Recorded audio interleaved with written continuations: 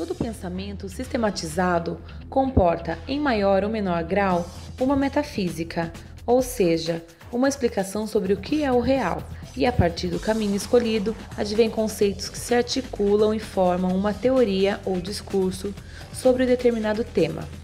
A herança iluminista, ancorada no potencial da razão como guia da humanidade, prega que o ser humano possui em seu intelecto o aparato que precisa para acessar e manipular a realidade. No pensamento aqui convencionado de pós-moderno, a realidade é inacessível em seu âmago, pois temos somente os órgãos dos sentidos para acessá-la. Uma vez que não é possível saber com exatidão o que é o real, critica-se não a existência da realidade independente da percepção humana, mas a capacidade da razão de dar conta da complexidade do real. Para deixar claro, para o ser humano, o elo entre as percepções, o pensamento, as ideias e o real é a linguagem. Mediamos nosso pensar e a materialidade com diversas formas de comunicação compreendidas no conceito de linguagem. Levando em consideração que as línguas são criações humanas para potencializar a vida, não podemos ignorar seu poder performativo. Se não há nada de concreto e natural nesta ferramenta, ou seja, se não há correspondência direta entre o pensamento, a linguagem e a materialidade, fica difícil advogar verdades universais, morais transcendentes, valores únicos. Se por um lado há o risco da imposição totalitária, por outro lado há o risco das imposições linguísticas, o uso antecipado da arbitrariedade dos signos como arma linguística desonesta. Há uma interação entre o que existe aí, que é uma materialidade, existe sim. Vocês que estão aí me assistindo, vocês que estão aqui me perguntando, não são fantasia minha, não são uma criação, não são uma abstração, não são produto da minha ideia. Existe essa materialidade, mas essa materialidade eu só sei que ela existe porque eu dou sentido a ela. E ao eu dar sentido a ela é que eu chamo de realidade. Portanto, pós-virada linguística, isso é muito ingênuo dizer, vamos na realidade mesmo. Bem, a realidade mesmo cada um tem a sua realidade. Elas podem não diferir muito uma das outras, porque nós temos as mesmas histórias culturais, somos formados muito proximamente dentro de mesmos valores, dentro de mesmas experiências, mesmas memórias, enfim, mesmas heranças culturais. Mas mesmo assim, nós temos diferentes enfoques. Aquilo que eu chamo a realidade, sim, é uma realidade, mas é uma realidade a qual eu dou sentido, uma materialidade que está lá, e sem eu dar esse sentido, ela não existe. Portanto, não existe uma relação dialética, não é isso, e não existe, nessa perspectiva, uma ideologia que mascare a realidade. Tudo é máscara, tudo é visão de quem interpreta, tudo é interpretação, que não é só interpretação. Existe e eu insisto nesse ponto, existe uma materialidade lá fora de mim. E no meu corpo existe uma materialidade.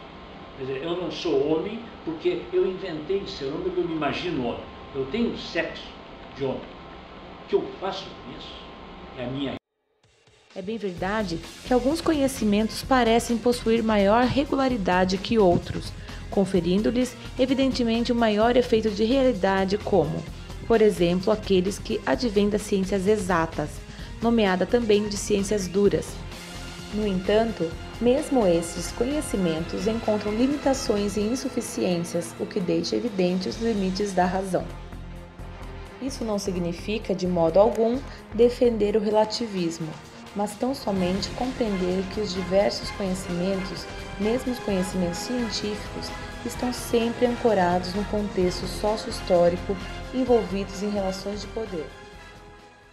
Das assim chamadas ciências duras, porque, dentre outras coisas, ele estava interessado como que o homem ele surgiu na modernidade como sujeito e objeto de saber para uma ciência possível, e tentar mostrar que essa ciência possível, chamada ciência humana, ela é muito frágil, porque esse homem nem sempre existiu. Ainda que a natureza humana tivesse existido na Idade Clássica, o homem, enquanto sujeito objeto de saber, é uma invenção moderna, e na contemporaneidade ele está prestes a desaparecer quando ocorreria uma nova descontinuidade na ordem dos saberes. Então, é preciso situar essa questão, né, a partir de uma delimitação arqueológica, e o propósito desse autor, né, em tratar especificamente das assim chamadas ciências humanas, ao contrário das chamadas ciências duras, né? E sobre a questão das regularidades, sim, né, cada época mantém também as suas formações discursivas, as suas regularidades, a partir das quais, né, esses saberes são apreensíveis, e a partir das quais é possível atribuir a eles uma verdade, né? E basicamente nós poderíamos resumir assim essa diferenciação entre um método arqueológico aplicado às ciências humanas, às ciências do homem, né, e um método da epistemologia histórica francesa, que estudou outra classe de ciências, né, as assim chamadas ciências duras. Então, porque na ciência existem essas descontinuidades, mas elas são umas descontinuidades de rompimento. Então você tem desde a ideia, por exemplo, quando você pensa a questão de números. Então, vou voltar bem na história, né? Você tem os números naturais, que são as contagens, e aí você tem um número que é um número irracional, que é o raiz de 2, lá que o Pitágoras fala que não existe. Por que não existe o raiz de 2? Porque ele não consegue encontrar nenhum número cuja divisão vai dar esse número que é a raiz de 2. Só que Euclides consegue mostrar que esse número existe geometricamente, então cria-se um conflito. Existe ou não existe esse raiz de 2? Isso nós estamos falando lá 300 anos antes de Cristo. Isso só vai se resolver no século XIX. Mas aí como que vai se dar essa construção para se resolver isso? Bom, vai se criar, aí que eu acho que é interessante, né? Porque assim, a ciência cria todo um discurso, né? E cria todo um repertório sobre o que é o número, como se organiza o número, sobre a ideia de continuidade, para que dentro desse propósito você consiga dizer, olha, a reta é contínua. Então, o que significa reta ser contínua? Ela é formada por infinitos pontos. E aí, esses infinitos pontos, eu faço um corte, e quando eu corto essa reta, esse corte que eu faço, esse número ou é racional, que é tipo 3 quartos, 5, 6, né? Que é um número conhecido, ou é aquilo que não é racional, que vai chamar de irracional. Então, você cria todo um argumento, né, para justificar a existência de alguma coisa que geometricamente tinha, mas você não conseguia dizer numericamente. Então, são verdades que ficaram suspensas e que de repente você vai lá e acaba produzindo. Não se trata, portanto, de disputar qual conhecimento é o mais verdadeiro, o que envolveria um entrave de ordem ética e que atingiria em cheio o que é caracterizado como pensamento pós-moderno. Se esse paradigma se caracteriza pela valorização da diferença, pela pluralidade da razão, como justificar a tentativa de demolição de outras perspectivas só porque são discordantes?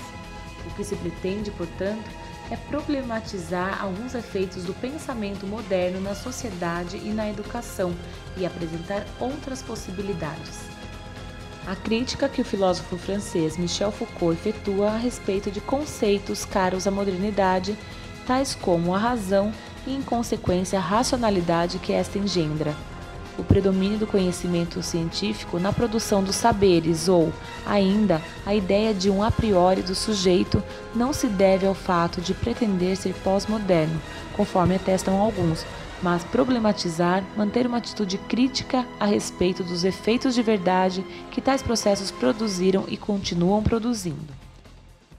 Portanto, o que Foucault mostra é que essas ciências que nascem na modernidade, elas não são a evolução daqueles saberes da Idade Clássica, elas são outra coisa. E por quê? Porque tem seus métodos próprios, porque a ordem do saber a qual elas se referem deixou de ser a mesma. Trata-se, portanto, de mostrar que cada saber é apreensível numa época de uma determinada maneira. Mas eu ressalto ainda que aquilo que se chama normalmente de contingência, de perspectivismo, etc., deve ser relativizado, porque no fundo são períodos de longa duração, são 150, 200 anos, período no qual, né, essas ciências têm um método específico, né, tem uma relação específica entre elas, e portanto isso nos leva a pensar, né, que ao contrário do que normalmente se pensa, de que uma ciência atual ela é a evolução mais acabada de saberes obscuros, cujo fio condutor, cujos erros, cujos tateios levaram a essa ciência atual, para Michel Foucault, o que nós devemos é compreender, pelo contrário, entender cada saber na época em que ele se relaciona com outros saberes, e não a partir da ciência atual. E isso a gente está falando de uma ciência que é tida como uma ciência legitimada, né? Uma ciência em que aquilo que se diz é comprovado. E que, portanto, você tem como base uma estrutura que é uma estrutura criada para dizer que aquilo é verdade, né? Então, assim, a matemática ela cria uma estrutura para validar aquilo que ela mesma diz. Ao ponto de você, se você escapar desse modelo, você tem outras formas de pensar matematicamente, mas que escapam dessa estrutura. Aí, se escapam dessa estrutura, para este modelo, aquilo não é matemática. Tendo em vista que a compreensão plena dos processos de realidade é impossível, não se pode negar que alguns fenômenos possuem regularidade suficiente para que alguns conhecimentos com maior empiria possam ser gerados. São ferramentas de transformar pequenas realidades contextuais que, de tão precisos, dão margem para a fé cega moderna na objetividade controladora. Se, por um lado, a elevação de tais ferramentas à condição de bússola ética humana tem causado enormes dificuldades à civilização contemporânea, por outro lado, a vida sem elas igualmente seria dificultada.